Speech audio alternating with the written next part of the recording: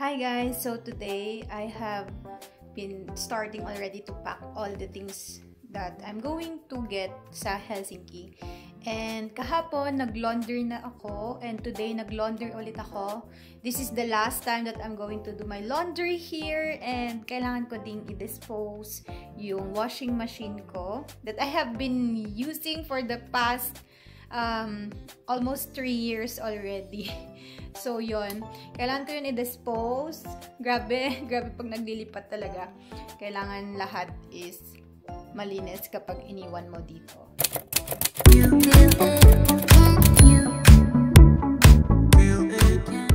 And yeah, kahapon naglabang ako, tas ngayon din naglaba ako. And natuyo naman yung mga nilabahan ko kahapon. So, I'm already packing everything sa aking maleta. I still have some clothes there kasi yung iba kong mga clothes binigay ko na sa mga ibang Pilipina din dito and mostly dun sa church. Yun naman yung kagandahan kapag may group talaga ng Filipino community dito kasi kapag may mga kailangan ka or may gusto kang ibigay, like pwedeng-pwede mong ibigay talaga sa kanila. And masaya sa puso kasi sa church members ko na ibibigay yung mga gamit ko, so I know where my things are actually going. So, andito naman, nai-empake na namin ni Anna nung dumating siya dito sa Lahti nung Tuesday. Ito yung actually one of the biggest thing na kailangan naming buhatin ni ate pag maglilipat ako. And also, maganda kasi yung lilipat dito sa apartment ko is Pilipina din. And she's a nurse sa Hoivakoti. So, yun yung maganda naman. Kasi alam ko kung sinong next na titira dito. I mean, for me, naging home ko din kasi talaga to for the past 3 years. So, malapit sa puso ko yung apartment na to.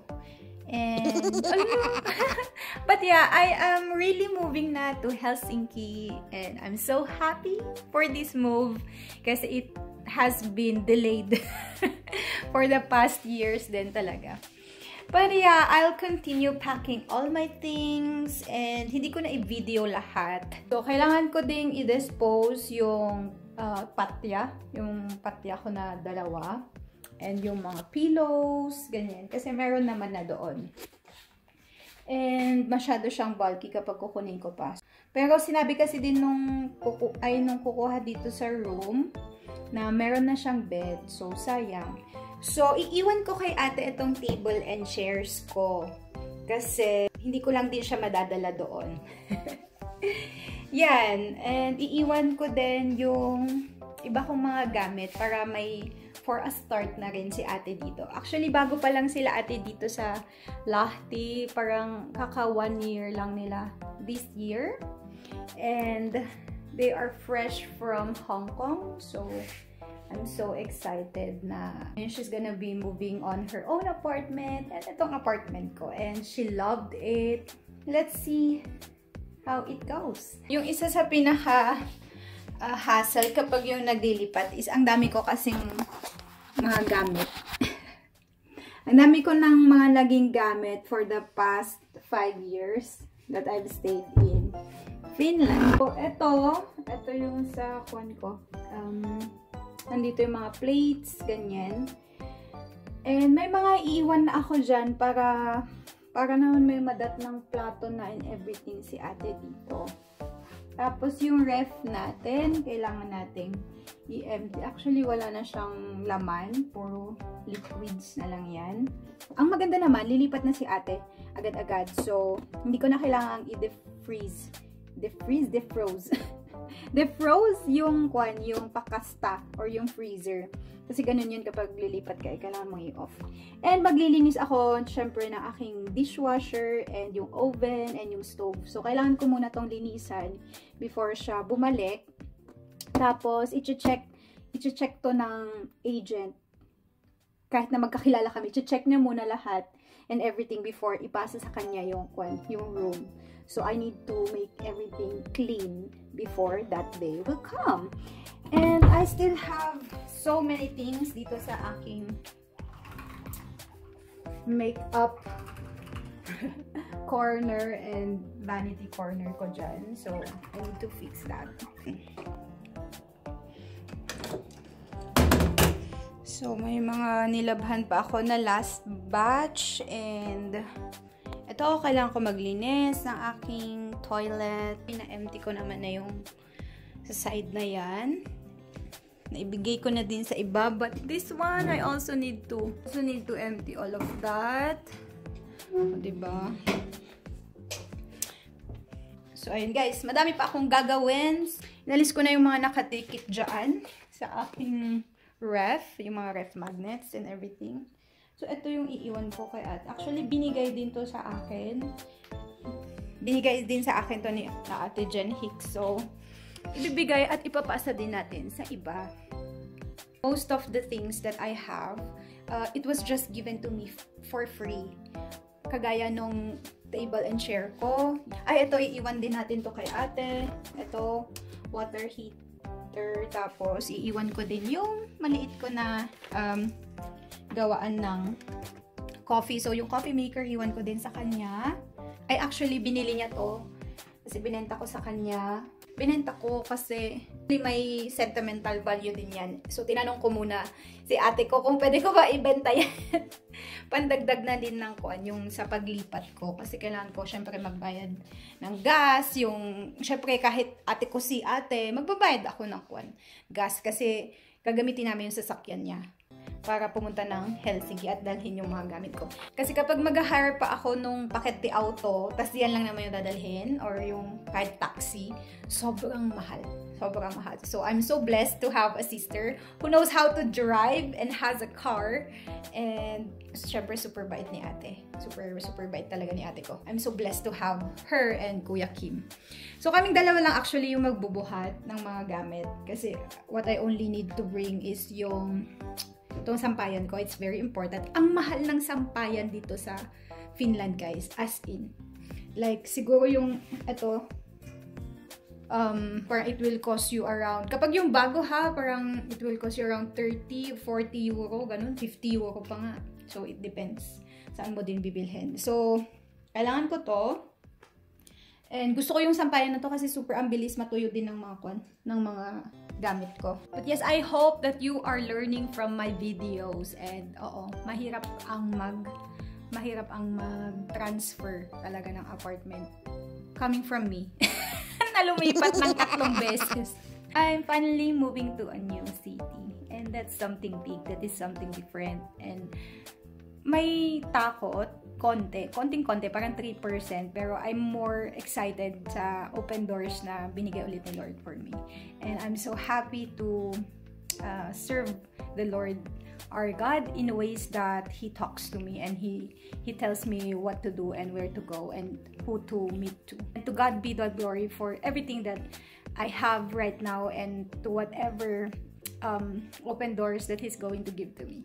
And guys, ganito talaga ang OFW, ganito talaga ang Miss Independent. Ganun. This is literally how it looks like moving out from your apartment during winter.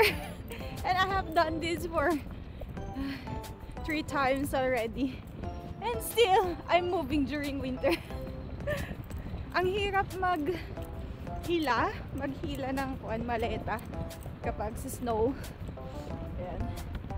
And thank God na na-flow pa kahit pa paano yung daanan. Kasi kapag super kapal ito, naku, paano na lang. Wag na lang. Bukas na lang ako maglipat, ganun. Pero I really need to take this already to the new apartment. Kasi I have a lot of things pa.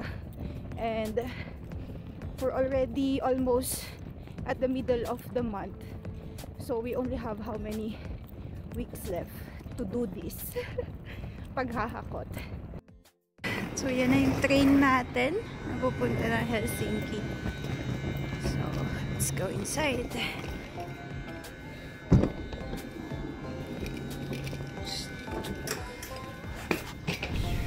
There's not actually a lot of people, a lot of passengers today because today it's a nice Päivä for the Independence Day here in Finland. So I think the next passenger is actually dun sa next cabin. And that's so good because I have my luggage with me and it gives me more space.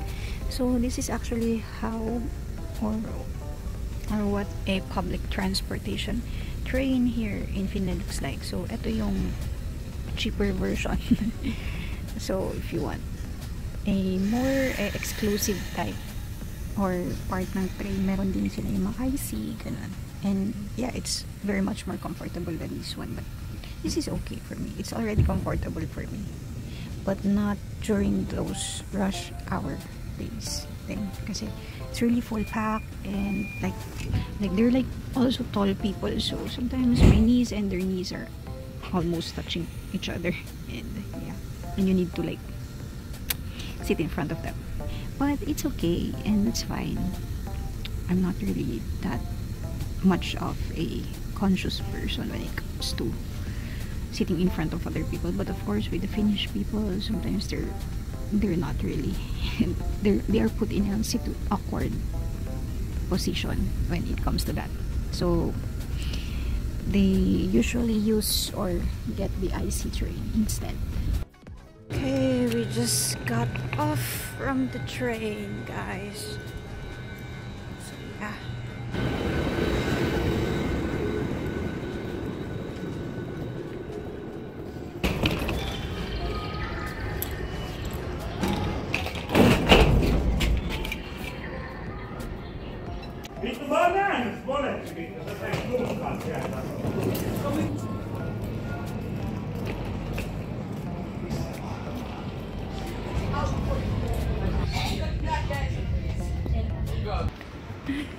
Grabe.